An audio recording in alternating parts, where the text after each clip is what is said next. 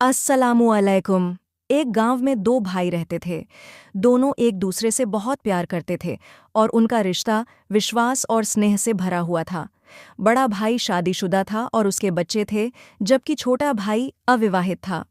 दोनों भाई एक खेत में काम करते थे और फसल काटने के बाद अनाज को बराबर बराबर बांट लिया करते थे। लेकिन छोटे भाई के दिल में हमेशा यह ख्याल आता था, मेरा बड़ा भाई परिवार वाला है, उसे मुझसे ज्यादा अनाज की जरूरत है।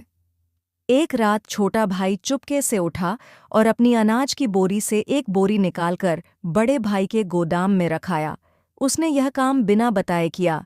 उधर बड़े भाई को भी अपने छोटे भाई की चिंता रहती थी। उसने सोचा, मेरा भाई अभी जवान है और उसे अपने भविष्य के लिए ज्यादा बचत करनी चाहिए। वह भी रात में उठा और अपनी अनाज की बोरी से एक बोरी निकालकर छोटे भाई के गोदाम में रखाया। यह सिलसिला कई रातों तक चलता रहा। दोनों भाई आश्चर्य करते थे कि उनकी अनाज की मात्रा कम क्यों नहीं हो रही है। फिर एक रात दोनों भाई खेत में एक दूसरे से टकरा गए। दोनों के हाथ में अनाज की बोरी थी। जब उन्हें सच्चाई का पता चला तो उन्होंने बोरी जमीन पर रख दी और एक दूसरे को गले लगाकर रोने लगे।